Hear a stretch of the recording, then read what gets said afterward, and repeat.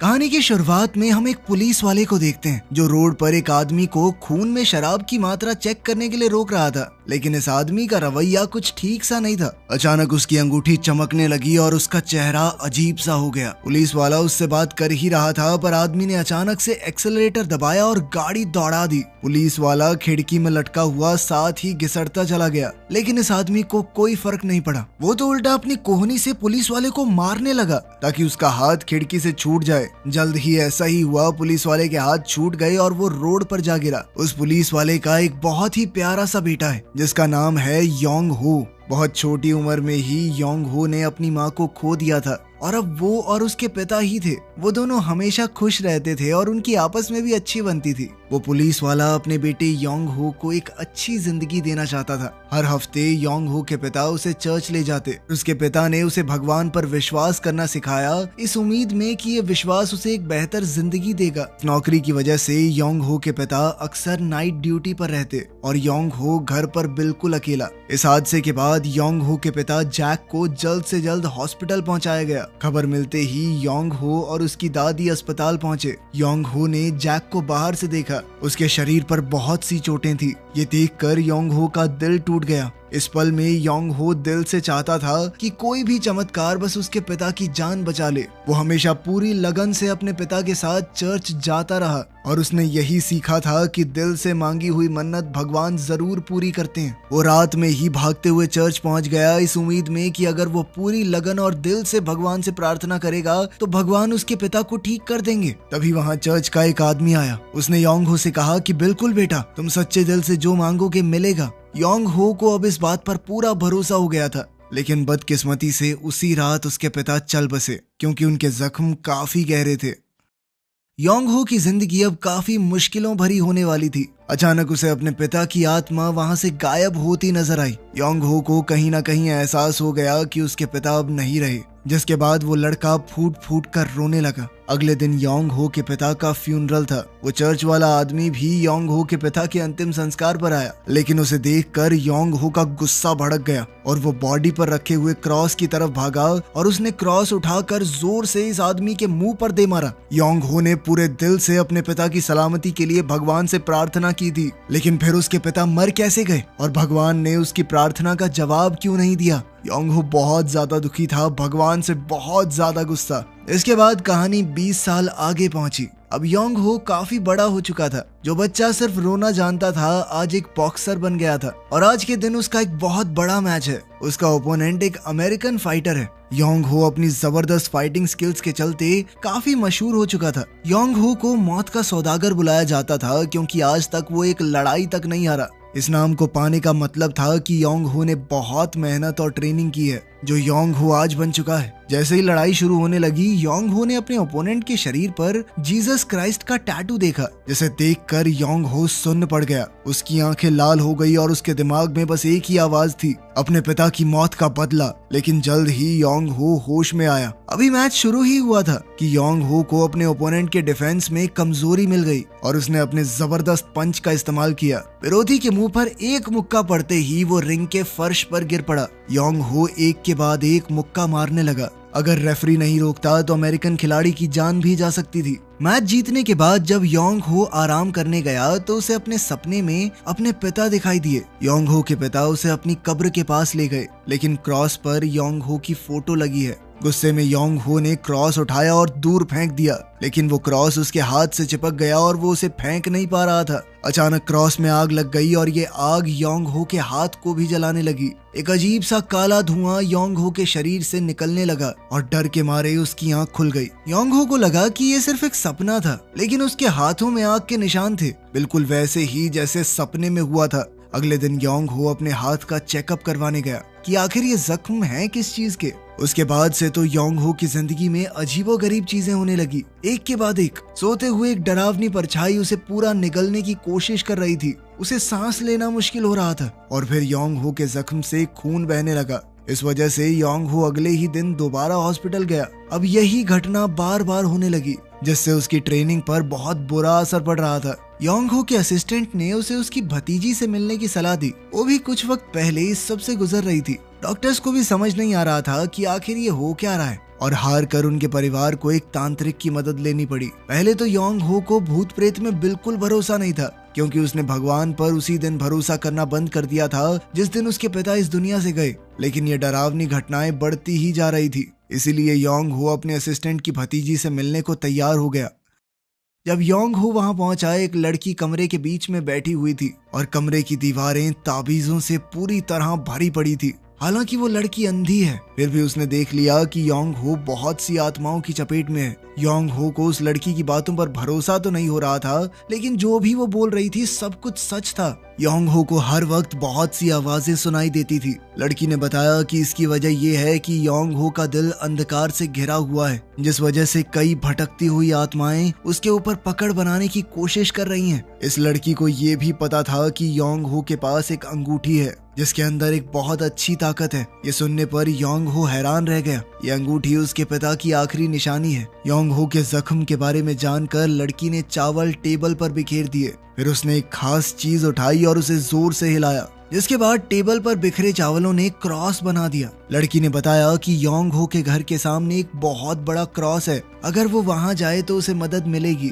जैसे ही योंग हो लड़की की बताई हुई जगह पर पहुंचा, कौवों के एक झुंड ने उस पर हमला कर दिया। बचते हुए योंग हो अपनी गाड़ी की तरफ भागा। चर्च के दो लोग एक दूसरे आदमी का भूत उतारने की कोशिश कर रहे थे। इस आदमी को कुर्सी से बांधा हुआ था और चर्च के आदमी कुछ मंत्र पढ़ते हुए हाथों से क्रॉस का साइन बना रहे थे। जैसे जैसे ये मंत्र पढ़ रहे थे, बंधा हुआ आदमी और बेचैन होता रहा। उसकी आंखें लाल हो गई, शरीर तन गया और देखते ही देखते ये आदमी कुर्सी से छूट गया। वो बूढ़े आदमी पर झपटा और उसका गला दबाने लगा, पर बूढ़े आदमी ने अपनी उंगली इस आदमी के मुंह पर चिपका दी, जिससे वो अचानक ही जलने लगा। वो बूढ़ा आदमी तो बच गया, लेकिन अब उस शैतान का ध्यान दूसरे जवान आदमी पर पड़ा। वो उसकी तरफ बढ़ा और अपने शरीर का सारा काला खून उस पर उगल दिया। अचानक इस जवान आदमी को शैतान दिखाई दिया, जिसके बाद वो आदमी डर के मारे वहां से भाग गया और फिर शैतान बुढ़े को मारने उसकी ओर बढ़ा। वो बुरी तरह उसका गला दबाने लगा, लेकिन बूढ़ा अभी भी मंत्र पढ़ रहा था। तभी अचानक वहां योंग हो आ गया। वो शैतान अब योंग हो की तरफ मुड़ा, लेकिन योंग हो बिना घबराए उस शैतान से लड़ने लगा और उसे बराबर की टक्कर दी। बुढ़े ने मौका देखकर होली वाटर उस आदमी के चेहरे पर फेंक दिया, जिस वजह से उस बुरी आत्मा ने उसका शरीर छोड़ दिया। बूढ़े और योंग हो ने मिलकर ये क्रिया खत्म की। इसके तुरंत बाद योंग हो ने बूढ़े को अपना जख्म दिखाया। बूढ़े पैस्टर ने बताया कि ये घाव क्राइस्ट का घाव है, जब उसे सूली पर चढ़ाया गया था। उसके हिसाब से ये एक अनोखा वरदान है जो उसे भगवान ने दिया है। ये सुनते ही योंग हो गुस्से से भर गया। उसने कहा कि पहले तो भगवान ने मेरे बाप को नहीं बचाया और अब मुझे ये बेकार सा वरदान दिया है जिससे दर्द मिलता है मुझे। तभी अचानक योंग हो को आत्माओं की आवाजें सुनाई देने लगी। ये आवाजें योंग हो को इस बूढ़े पैस्टर की जान लेने के लिए कह रही थी। वो पैस्टर समझ गया कि कुछ तो गड़बड़ है और बाइबल से कुछ मंत्र पढ़ने लगा। और जैसे ही उसने मंत्र पढ़ने शुरू किए, किसी चमत्कार की तरह योंग हो का सर हल्का हो गया। इसके बाद पैस्टर योंग हो के घर गया हालात को समझने के लिए। वो अकेले योंग हो के बेडरूम में चला गया, वहाँ कुछ मंत्र पढ़े और क्रॉस बनाया। उसने एक क्रॉस का पेंडेंट योंग हो और उसके पिता की फोटो के पीछे रखा। इसके बाद वो बूढ़ा पैस्टर वहाँ से जाने लगा। जैसे ही वो बाहर निकला, वो जवान पैस्टर जो पहले भाग गया था वो वापस आया। उसने कहा कि मैं इस काम को पूरा करने में घबरा गया, ये सब मुझसे नहीं हो पाएगा। बूढ़े ने अपनी जेब से एक क्रॉस बना हुआ रुमाल निकालकर जवान पैस्टर को दिया और कहा कि अब तुम ये नौकरी छोड़ सकते हो। इसके बाद हम जीशन नाम के आदमी को देखते हैं जो अपनी महंगी गाड़ी से निकला, महंगे कपड़े पहने हुए। साफ पता चल रहा था कि ये आदमी बहुत अमीर है। ये आदमी एक बार चलाता है और वो वही है जिसने योंग हो के पिता को मारा था। वो इस वक्त एक गैंगस्टर से मुलाकात कर रहा था। गैंगस्टर ने कहा कि मैं तुम्हारा बार बंद करवा दूंगा, समझे? अगर जितने मैं मांग रहा हूँ उतने पैसे नहीं भरे तो। मीटिंग के बाद जीशन चुपके से बेसमेंट में गया। वहाँ उसने अजीब से डरावने कपड़े पहने। टेबल पर दिल पड़ा था और एक शैतानी मूर्ति स्टैंड पर टंगी थी। उसने अपना हाथ काटा और खून बहकर दिल पर गिरने लगा, जिसके बाद जादू टोना शुरू हुआ। शिन ने शैतान से अपने दुश्मन का दिल मांगा। तभी टेबल पर पड़ा दिल दोबारा से धड़कने लगा। अब वो उस गैंगस्टर के दिल से जुड़ चुका था। जैसे ही जीशिन ने उस दिल पर चाकू चलाया, वहाँ उसका दुश्मन भी तड़प तड़प कर मर गया और जीशिन ने वो दिल शैतान को बलि चढ़ा दिया। जिसके बाद शैतान ने खुश होकर उसे आशीर्वाद दिया उसके सर से सफेद बाल गायब हो गए और हाथ पर लगा जख्म भी भर गया। यही वजह थी कि योंग हो के पिता को मरे 20 साल हो चुके थे और फिर भी जीशन उतना ही जवान था। वहाँ योंग हो के घर पर दोबारा वही सब हो रहा था। योंग हो बूढ़े पास्टर से दोबारा मिलने गया। पास्टर ने उसे एक चीज दी और बताया कि जब तक ये तुम्हारे पास रहेगी भगवान तुम्हें बचाएंगे। लेकिन योंग हो अब भगवान पर विश्वास नहीं कर पाता था, लेकिन फिर भी उसने वो चीज ले ली। इसके बाद योंग हो ने पास्टर को उसके काम वाली जगह तक छोड़ा। दोनों बातें करने लगे। पास्टर ने बताया कि वो जो उस दिन मेरे साथ था ना, उसने नौकरी छोड़ दी क्योंकि उसे बहुत ज्यादा डर लग रहा था और अब मैं बूढ़ा पता नहीं ये सब अकेले कैसे करूंगा। योंग हो पास्टर को घर के अंदर किसी का भूत भगाने जाते हुए देख रहा था। योंग हो को उसे देखकर अपने पिता की याद आई और पता नहीं क्यों वो पास्टर की मदद करने पहुंच गया। जब घर के अंदर पहुंचा एक औरत मिली जो बहुत घबराई हुई थी। अब वो तीनों एक कमरे के बाहर पहुंचे और पास्टर ने दरवाजे पर एक क्रॉस बना दिया जिससे शैतान दरवाजे से बाहर नहीं भाग पाएगा। जब वो अंदर घुसे तो एक लड़की बिस्तर पर बैठी हुई थी जो बिल्कुल ठीक लग रही थी। उसने बताया कि मैं बिल्कुल ठीक हूँ, मेरी माँ ठीक नहीं है। उसकी माँ ने उसे मारा और इस कमरे में बंद कर दिया। पास्टर ने लड़की के सर पर क्रॉस रखा लेकिन कुछ भी नहीं हुआ। उन्हें लगा कि शायद ये लड़की सच बोल रही है, लेकिन प्रीस्ट को विश्वास नहीं था। उसने योंग हो से बिस्तर पर चढ़कर लड़की को पकड़ने के लिए कहा और पास्टर ने उसके मुंह में पवित्र पानी डाल दिया। लड़की का शरीर एकदम से जवाब देने लगा। वो लगातार खून की उल्टियां करने लगी। फिर वो अपनी शक्ति से पास्टर का गला दबाने लगी और उसे दूर फेंक दिया। उसने तो योंग हो को भी उठाकर छत पर लटका दिया। उस शैतान ने योंग हो की आंखों में उसका अतीत देखा और उसके डरावने पल याद दिलाने लगा। योंग हो गुस्से से पागल हो गया। उसने लड़की का गला पकड़ लिया। पास्टर ने किसी तरह उसे रोका और फिर योंग हो ने अपना खास हाथ उसके सर पर रखा। उसका हाथ लगते ही वो शैतान लड़की के अंदर ही जलने लगा। इधर पास्टर ने होली वाटर फेंका और एक बार फिर से उन दोनों ने मिलकर एक शैतानी ताकत को हरा दिया था। इसकी खबर जल्द ही जीशिन को पहुंच गई क्योंकि जिस शैतान को इन दोनों ने हराया था उसे जीशिन ने ही भेजा था।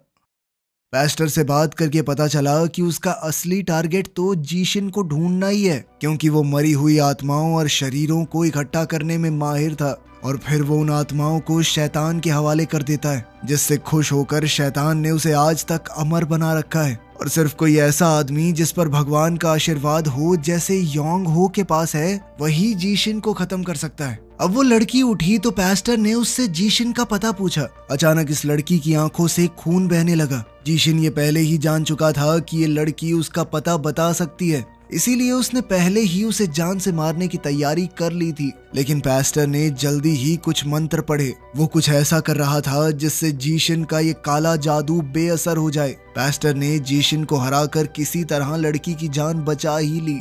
इस लड़ाई के बाद योंग हो ने पास्टर को अपने घर खाने पर बुलाया और दोनों ने खूब बातें की काम और जिंदगी के बारे में। पास्टर ने योंग हो से कहा कि आज की मदद के लिए शुक्रिया, मैं अकेले उस लड़की को बचा नहीं पाता। उसी वक्त दूर किसी जगह एक बच्चे के दोस्तों ने उसे मार कर एक गोदाम में बंद कर दिया। जीशिन वहां अचानक से पहुंच गया और शैतान को इस लड़के का शरीर दे दिया। इसके ठीक बाद जीशिन ने योंग हो से मिलने का तरीका ढूंढा। उसने योंग हो को बताया कि मेरे हाथ में भी ऐसा ही जख्म था। जीशिन का व्यवहार योंग हो के सामने ऐसा था जिस पर किसी को भी तरस आ जाए। उसने योंग हो को बताया कि पास्टर उसकी शक्तियों का गलत इस्तेमाल करेगा और इस वजह से उसका घाव और बदतर हो जाएगा। जिस बच्चे को जीशिन ने शैतान को सौंप दिया था अब वो सबको परेशान करने लगा। बाहर दो नन्स प्रार्थना करते हुए मंत्र पढ़ रही थी। जब बच्चे वाली खबर पास्टर को मिली तो उसने योंग हो को मदद के लिए फोन किया ताकि वो दोनों मिलकर उस बच्चे को बचा सकें। लेकिन योंग हो पर जीशिन की बातों का असर होने लगा था,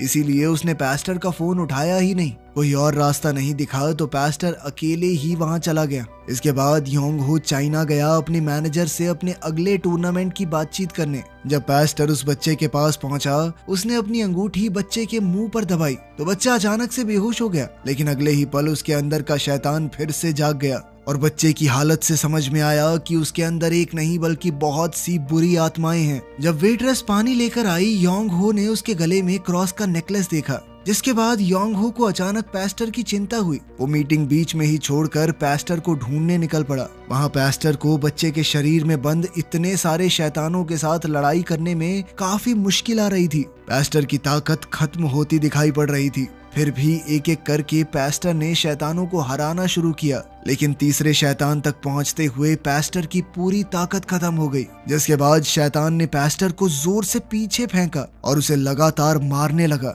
लेकिन एक नन ने क्रॉस की मदद से प्रीस्ट को किसी तरह बचा लिया। उस शैतान ने पहले तो भागने का नाटक किया, लेकिन फिर इस नन को पकड़कर उसका गला दबाने लगा। किस्मत से तभी वहां सबकी जान बचाने योंग हो आ गया। उसने अपना वरदान वाला हाथ बच्चे के माथे पर रखा और होली वाटर ऊपर गिरते ही सभी बुरी आत्माएं योंग हो की ताकत से नष्ट हो गई। वापस जाते हुए योंग हो ने प्रीस्ट को बताया कि अब मुझे क्रॉस को देखकर बेचैनी नहीं होती। अब योंग हो क्रॉस को एक अलग नजर से देखने लगा था। उसी रात जीशिन ने काला जादू किया और उसी बच्चे के टुकड़े टुकड़े करने के लिए नर्क से एक खूंखार कुत्ते को भेजा। उस बच्चे की बलि शैतान को चढ़ाने के बाद जीशिन को वरदान के रूप में एक दांत मिला। बच्चे की मौत की खबर सुनते ही प्रीस्ट और योंग हो तुरंत मुर्दा घर पहुंचे। उसने तुरंत लाश वाला बैग खोला। जब प्रीस्ट बच्चे की आत्मा की शांति के लिए प्रार्थना कर रहा था तो मुर्दा घर की बत्तियां जलने बुझने लगी। इस जलती बुझती रोशनी में योंग हो ने देखा कि जीशिन उन दोनों के बाहर आने का इंतजार कर रहा है। गुस्से में योंग हो उसे ढूंढता हुआ बाहर की तरफ भागा और प्रीस्ट उस बच्चे की लाश के साथ कमरे में अकेला रह गया। अचानक बच्चे के शरीर वाला बैग मदद के लिए चिल्लाने लगा। प्रीस्ट ने दोबारा बैग खोला तो बच्चा जिंदा हो गया था। बच्चे की गर्दन पर एक घाव था और वो डर के मारे कांपता हुआ रो रहा था। प्रीस्ट ने बच्चे को घबराया देख उसे गले लगा लिया ताकि उसका डर चला जाए। जैसे ही प्रीस्ट ने बच्चे को पकड़ा, पीछे से जीशिन वहां आ गया और शैतान के दिए दांत से प्रीस्ट की गर्दन पर वार किया। योंग हो जो जीशिन को ढूंढ रहा था अचानक रुका। उसे महसूस हुआ कि कुछ तो गड़बड़ है और वापस भागकर प्रीस्ट के पास गया। जब वो वापस पहुंचा तो उसने देखा कि जीशिन वो दांत प्रीस्ट की गर्दन पर गड़ाए हुए था। जीशिन ने योंग हो से कहा कि अगर इस बुढ़े को बचाना चाहते हो तो तुम्हें अपनी शक्तियों को त्यागना होगा, जिसके लिए योंग हो को अपना हाथ उठाकर एक मंत्र पढ़ना होगा जिससे वो भगवान की दी हुई इस ताकत को छोड़ सकता है। जिसके बाद जीशिन को उसके काले इरादों में कोई नहीं हरा पाएगा। लेकिन प्रीस्ट किसी भी हालत में ये तो नहीं होने दे सकता था। उसने बचने की कोशिश की लेकिन वो दांत उसकी गर्दन में और धंस गया। जिसके बाद जीशिन अचानक वहां से गायब हो गया। बूढ़े पैस्टर को उठाकर योंग हो उस जवान पैस्टर के पास ले गया जिसने नौकरी छोड़ दी थी। उस जवान लड़के ने बूढ़े पैस्टर को बचाने के लिए पवित्र जल उसकी गर्दन पर लगाया और मंत्र पढ़ने शुरू कर दिए, लगातार क्रॉस बनाते हुए। उधर योंग हो अकेला ही चर्च गया, बिल्कुल वैसे ही जैसे वो 20 साल पहले अपने पिता के लिए गया था। फर्क सिर्फ इतना था कि वो इस बार प्रीस्ट की जान बचाने के लिए भगवान से प्रार्थना कर रहा था, क्योंकि वो नहीं चाहता था जैसे उसके पिता उससे छिन गए अब वो इस बूढ़े प्रीस्ट को भी खो दे। और फिर एक चमत्कार की तरह प्रीस्ट होश में आ गया। प्रीस्ट ने अपनी अंगूठी योंग हो को दी और इस बार योंग हो ने फैसला कर लिया कि वो अकेले ही जाकर जीशिन को ढूंढेगा और प्रीस्ट के लिए बदला पूरा करेगा। जाने से पहले जवान प्रीस्ट ने योंग हो को एक रोप दिया। इस कोट को पहनकर शैतान से लड़ते हुए उसकी ताकत बढ़ेगी। योंग हो ने अपना रोप पहना और फिर उस लड़की के घर गया जिसकी जान पहले योंग हो और पैस्टर ने बचाई थी। वो इस लड़की से जीशिन का पता जानना चाहता था। पता मिलते ही योंग हो अकेले ही जीशिन के बार में गया। जैसे ही वो पहुंचा, जीशिन के गुंडों ने उस पर हमला किया जो पहले से उसका इंतजार कर रहे थे। योंग हो को फाइटर्स की दुनिया का कभी ना हराया गया फाइटर माना गया था और इन गुंडों से लड़कर उसने दिखा दिया कि उसे मौत का सौदागर क्यों कहते हैं। लेकिन अजीब बात ये थी कि इन गुंडों को किसी तरह का दर्द या थकावट नहीं हो रही थी। जैसे ही योंग हो उन्हें मार गिराता वो फिर से उड़ जाते। मौका मिलते ही योंग हो ने अपने हाथ पर होली वाटर डाला और अपने हाथ को उनके सर पर रख दिया। इस तरीके से एक एक करके वो सारे खत्म हो गए और इस बार वो सब दोबारा नहीं उठे। जब योंग हो ने उन सबको हरा दिया, एक और भयानक गुंडा वहां सामने आया। उसे खास तौर पर सिर्फ समय बर्बाद करने के लिए भेजा गया था ताकि योंग हो इससे लड़ता रहे, जिस दौरान जीशिन शैतान को बुलाने के लिए अपना काला जादू करेगा। उसे हराना बहुत मुश्किल लग रहा था, लेकिन आखिर में योंग हो ने अपने वरदान वाले हाथ से इस आदमी का सर कुचल दिया। लेकिन अब जीशिन का काला जादू पूरा हो गया था। जीशिन ने शैतान का दिया वो दांत अपने पेट पर मारा। जैसे ही योंग हो जीशिन के पास पहुंचा, उसने देखा कि जीशिन के सर के बाल अचानक पानी में गिर गए। लेकिन जल्दी ही जीशिन दोबारा बाहर आया, इस बार एक खूंखार रूप में। जीशिन ने अपने शरीर का बलिदान करके एक नया रूप ले लिया था अब वो ऐसा दिख रहा था मानो वो खुद ही शैतान हो। बिना कुछ बोले दोनों ने तुरंत एक दूसरे पर हमला बोल दिया। लेकिन ये शैतान इतना ज्यादा ताकतवर था कि अपने वरदान वाले हाथ से भी योंग हो बस उसके शरीर पर हल्की जलन दे पाया। योंग हो बुरी तरह पिट रहा था। शैतान ने अचानक पीछे से योंग हो की गर्दन पर काट लिया और योंग हो नीचे गिर पड़ा। बेहोशी की हालत में योंग हो ने खुद को एक बड़ी अजीब सी जगह पर पाया। यहाँ उसके पिता भी उसे दिखे। अपने पिता को देखते ही योंग हो ने उन्हें गले लगा लिया और जब पहले की तरह इन दोनों ने हाथ पकड़े तो ऐसा लगा पिता ने बेटे को कोई असीम शक्ति दे दी हो। उसके हाथ में एक नीली सफेद आग जलने लगी। अब इस शक्ति से योंग हो शैतान के बराबर ताकतवर हो गया। वो दोनों एक दूसरे पर घूंसे बरसाने लगे। योंग हो वैसे भी एक बॉक्सर था और उसकी नई ताकत के साथ जब उसका हुनर मिला तो योंग हो ने बड़ी आसानी से शैतान को हरा दिया। जैसे ही जीशिन हार कर नीचे गिरा, योंग हो ने प्रीस्ट की अंगूठी से अपना हाथ काटा जिससे उसकी ताकत और ज्यादा बढ़ गई और फिर अपनी पूरी ताकत को एक बार में इकट्ठा करके उसने जीशिन पर वार कर दिया। इसके साथ ही योंग हो ने वो दांत जीशिन के पेट से निकाला और जला दिया।